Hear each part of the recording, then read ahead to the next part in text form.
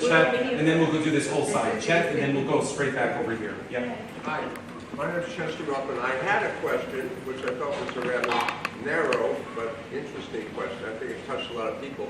But I realize now as the discussion turned more towards violence, my question is related. But first I want to say, the mayor knows I've had an interest for many years in crime.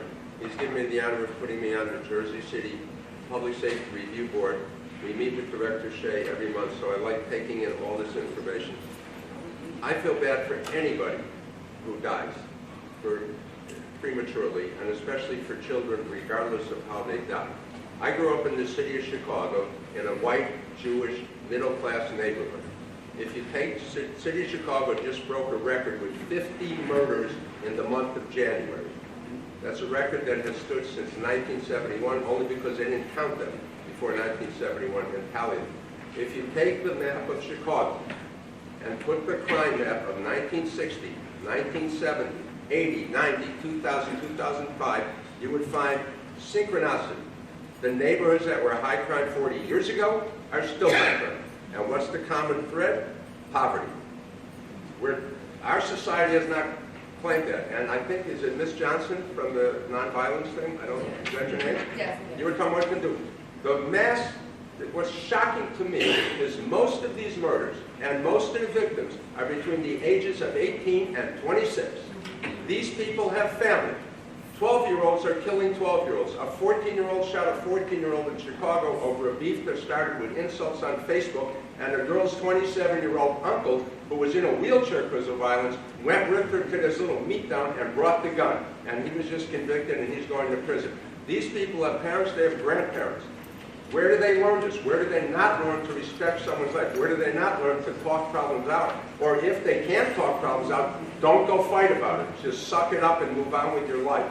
So the answer is somewhere when you're little. I grew up, you know, with the, what is it called? Like the golden rule, don't mess with people, don't mess with people's property. I still think that. I am totally shocked that this stuff happens. But these kids are in houses. There isn't, I believe lots of people have guns, and I gotta believe lots of people that know these, that live in this house with these people know they have guns. But are they doing something about it? I don't know. The vast majority were shocking to me, because Director Shea said it. If you take the, was it 27 murders last year? Yes. All right, 27 murders, about what, 19 by gun? 16. 16. I asked Director Shea in one of our meetings, if you take out domestic violence, obviously the police aren't in your house, if you take out the people that know each other, that were the murder count, I said, how many people of the 27 were not someone who there's a known connection and not domestic violence? 2. One was the shop owner in December who was shot in a robbery up near Bergen Avenue. And one was this gentleman on Seidler who was working on his car who seemed to be hit by a stray bullet. These were domestic violence cases. These were people who knew each other. And it's the same in Chicago, Jersey City, Baltimore, Washington. The mass things, and these are little, either gangsters or little gangsters, or fighting over little turf beat, or fighting over little silly stuff. So I don't know how you tell the police how to stop that, but somewhere you got to tell these kids, this is not how you settle things. Now let me ask my question, please. Well, since you made a statement to me, let me respond. Because what I want to say is you may sit on the committee, but I'm in the street. And so when I'm in the streets, I'm also in the How do you home. think I get around? And a lot of these children do not have a two-parent home. They didn't grow up maybe like you grew up or how I grew up. But what I want to say is that is not true. That number you just threw out to me is not true, and I've heard that number thrown out. Of course, I know where you got it from. So when you say the domestic violence, the 2 individuals, the gentleman, Mr. Freeman, on Cedar Avenue, and then you were also talking about another murder that happened that was separate from what happened. I have 4 girlfriends in Jersey City, born and raised, and their sons are dead on the street. And we don't know who did it because the murders are unsolved. So you can't say they know each other or they kind of little gangsters and big gangsters. With that mentality, maybe you should sit on a committee. Now, my question, which I wanted to raise, was a couple of years ago I moved from the east side to the west side. A dramatic difference in the quality of street lighting. Somebody, and I say primarily, I could drive up Claremont, and if a little kid popped into the street at night, you would hardly see him. The street lights are dull, and they're widely spaced apart. If walking south on the west side, once you pass Culver, it's a whole different degree of street lighting. So is the, I don't know, I don't even know who's in charge. Okay, so the street lighting, if there are, all right, Chet, you have a 10-minute question.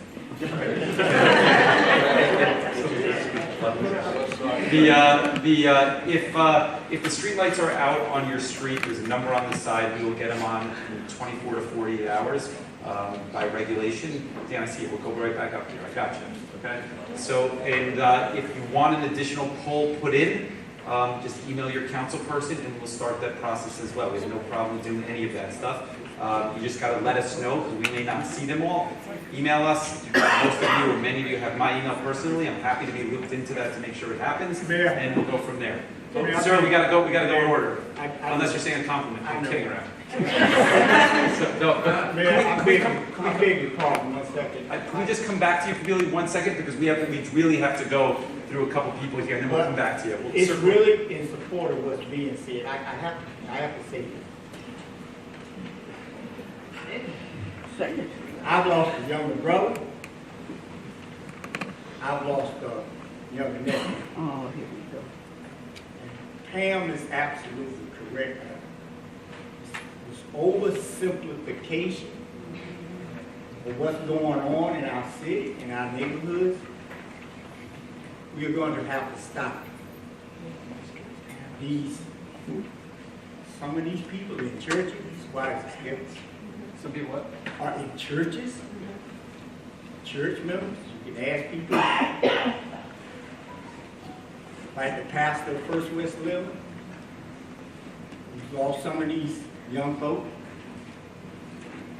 When we families are grieving, I think one of the best things that can happen, because it can't be solved in forums like this, is to bring as many of those grieving families together with, as the young man has said earlier, with other families of people who were involved, talking with people like ministers, like the police officials, people like Pam, but this characterization of who and what these people are. Yes, there's a lot of cases of familiarity. Some of you know I used to be the deputy mayor, so I'm not talking out of theory, because a lot of the things the mayor is saying is correct, but this oversimplification has got to stop. Because at the end of the day, other than trying to get some facts, nobody's talking to the grieving families on either side of the fence. Nobody's talking to the ministers in relationship to some of the families who are in these churches. And I, for one, as a resident and as a public official, I want us all to stop this here, whatever it's called, because it's not helping the families. It's not helping the victims, and it's not helping the other families of the perpetrators. Because there's a lot of grief going on in this community. And it didn't just start, and I beg of all of you, and I'm speaking from my heart as humbly as I can, cut out the rhetoric, cut out the finger pointing. I don't give a damn what commission you on and you ain't on. Get out here in the real world, spend some time, and let us figure out as people how to resolve this. And that's all I want to say. That's all I want to say.